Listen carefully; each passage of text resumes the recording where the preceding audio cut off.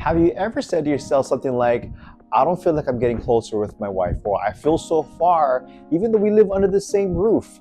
I want to share with you my secret to emotional closeness in our relationships or in our marriage. After 18 years of marriage, over 18 years at the time of this recording, I can honestly say that every week, every month, every year, every day of our marriage between Julie and I, we get closer and closer because of this one thing that I want to share with you today. So, how can you get emotionally closer with your wife? My name is Frank DeGracia, pre-licensed marriage and family therapist, and I help Christian husbands to be emotionally vulnerable and closer to their wives. And if you've been enjoying what I've been sharing, would you like, subscribe, and share this with other friends and family to help them know more about having stronger, healthier marriages? So let's get to it. How do we get emotionally closer with our spouses, with our wife? I want to share what that is. And the secret to that is this. Here it is: having relentless empathy.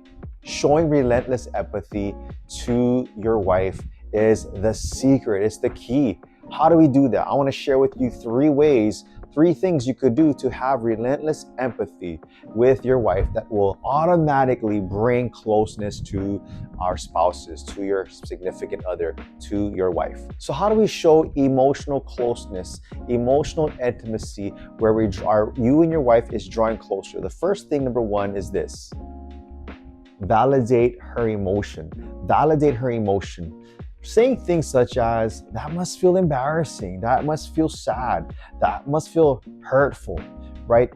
The important thing about validating her emotion is having to identify the emotion that she is experiencing in that moment. Right? I like to play this little game whenever it's a game, but it helps me think that way. I used to play video games growing up, and there was always an objective, obviously, for every video game, and in every game you play, there's an objective. Well, the game that I play in my mind, whenever Julie comes to me, whenever your spouse, your partner comes at you with whatever they're talking about, there's always a topic, but also behind that topic, there's an emotion attached to that. If you pay attention, there's some emotional energy that she's sharing to you that is coming through her words and through her body language. You know, there's a variety of percentages there. 80 to 90% or over 90% of communication is what? Body language. If you pay attention to body language, you're going to see, you're going to feel, you're going to hear how she's communicating, what she's communicating, the emotion that she's communicating. And so by validating her emotion, you're basically playing this game called Name That Emotion game. And name the emotion. When you're listening to her share her story, her experience, her day, you're going to identify something like, babe, sounds like you're having a hard day. Sounds like you had a rough day.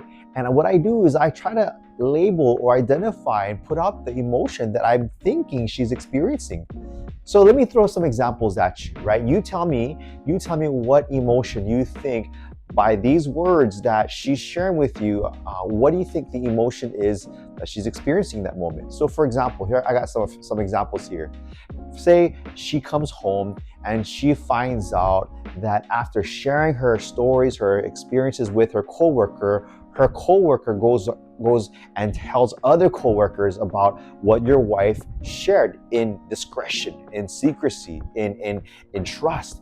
And she finds this out and she's telling these things to you. What do you think the emotions? What do you think she might be saying? What is the emotion behind what she's saying to you? Right? Maybe you're saying she probably felt betrayed, felt hurt, felt angry. Well, and any one of those in the ballpark of any one of those emotions. And that's just my assumption. I don't know if that's exactly what she's experiencing, but probably. So I might say something like, babe, I must feel like betrayed right now, like hurt and pissed off, angry. And she might say, yeah, that's exactly what I'm feeling. You're validating her emotion. Here's another one. Let's just say she comes home and she comes home with the kids and she tells you about her experience with talking to one of your kids in the car, and the kids, your son, your daughter talked back, gave her some attitude, said some things, some words to her. What do you think she might be experiencing as she's kind of retelling this story to you, right? Maybe it's feeling frustrated. Maybe she's feeling hurt. Maybe she's feeling angry. And that's probably what you could say. And you could say to the effect of, Man, that must have been so frustrating when she mouthed off at you. That must have felt so, oh my gosh, you must have been upset, pissed off when she mouthed off at you, right? Here's another scenario. Maybe your wife shares with you that, doesn't, to the tune of, she doesn't feel attractive, right? She doesn't feel attractive. She doesn't feel sexy as she was in her teenage years and all kind of stuff, body changes or whatnot. And she's sharing this with you. And you share with her something like, oh man, you must sound kind of sad about that right now. She's like, heck yeah, I feel sad. Or you know what? Tell you what. Here's another thing, guys. If you don't know what she's feeling, if you don't know how she's experiencing this right now with you, then just ask her, babe, how does that make you feel? Right? How are you feeling about all that right now? And she'll tell you. Why? Because what you're doing is you're coming alongside of her and showing empathy by validating her emotions, validating her experience. The second thing in what we can do in having to have this emotional closeness, other than validating her emotion by playing that name the emotion game, is number 2 is this: justify her emotion. Justify their emotions.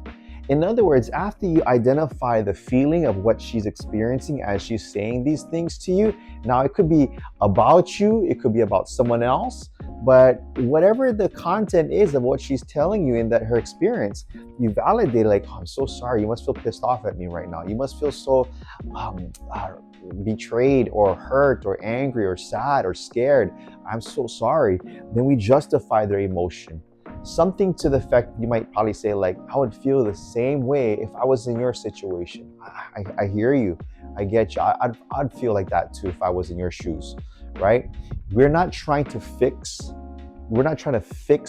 what she's experiencing by saying something like, don't feel that way. That's not what I'm thinking. Or try to cheer her up or try to distract her from something else by telling a joke or making her laugh. Or even worse, blame her. Oh, because of you, that's why you do this and you do that. When we do that, we cause more gap, more distance, and no one's feeling emotionally close anymore with each other. And so by having to justify her emotion by saying, you know what, I get the way, I understand why you feel that way. If I was in your shoes, I would feel that way too, right? Or maybe you've never been in her experience or never been in her situation, and you say something to like, you know what, I don't know how you feel, but I can only imagine the pain. I can only imagine the sadness. I can only imagine, name the emotion, right? I can only imagine how sad, how hurt, how betrayed, how hopeless, how helpless, how pissed off you are right now. Ugh. Right? Having to justify their emotion allows you to have this closeness between you and her. When you validate, you justify, and the third thing is this: help their emotion. Help their emotion. Now, what I mean by this, by helping her emotion, after you validate the emotion, you recognize what she's feeling, you justify something to the effect like, I get it. I would feel the same way you're feeling right now if I was in your shoes. Then the help her emotion is basically saying, is there anything I can do to help? How can I help you right now? What can I do to help? She might say something, I just need a hug. Or she might say something, I just need you to hear me, right? You don't offer unsolicited advice. She's not asking for it. Unless she asks for your advice, you give it to her. But up until that point, you do not give her any advice. Even ask your wife. Ask your wife, babe, do you need me to give advice every time you come at me with whatever you're sharing? She most likely will say no, absolutely not, right? Only if she asks for it, as she asks for advice. So then you help her emotions by saying, what can I do right now for you? And over time, you're going to learn, and she's going to explicitly tell you, I just need a hug. I just need you to hear me out, right?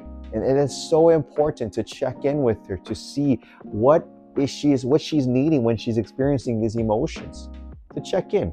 And then after that, as the days go by, or maybe a few moments later, or the next day, or a few hours, whatever it is, check in with your wife. But this is the secret to emotional closeness that I've used over 18 years of my marriage with Julie. And I'm sure as I continue to do this, it's going to take our relationship to the next level.